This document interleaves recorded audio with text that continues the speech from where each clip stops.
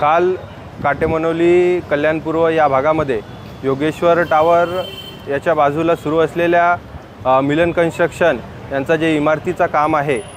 त्यांनी कुठल्याही प्रकारचा सेफ्टी मेजर्स किंवा सेफ्टी नॉर्म्स न फॉलो केल्याने त्या ठिकाणी जे योगेश्वर टावरचा रिटेनिंग वॉल आहे ते त्या ठिकाणी कोसळलेला आहे। जे बांधकाम मिलन कन्स्ट्रक्शन कंपनीचा सुरू आहे त्यांनी योगेश्वर टावरच्या भिंतीला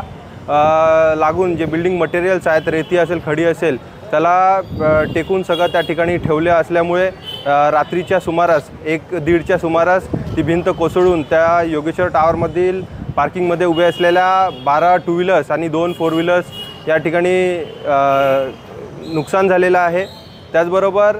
ही घटना रात्रीच्या वेळेस घडल्यामुळे सुदैवाने कुठलीही जीवितहानी झालेली नाही आहे, परंतु या संबंधित सगळ्या प्रकरणावरती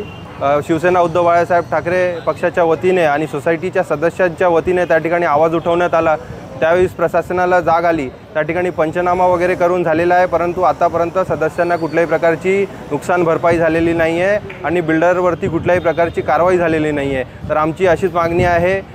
कठोर जे संबंधित आहेत त्यांच्यावरती कठोर अशी कारवाई व्हावी आणि जे नुकसान भरपाई सोसायटीच्या लोकांचं नुकसान झालं आहे त्यांना नुकसान भरपाई करून मिळावी। तसेच जे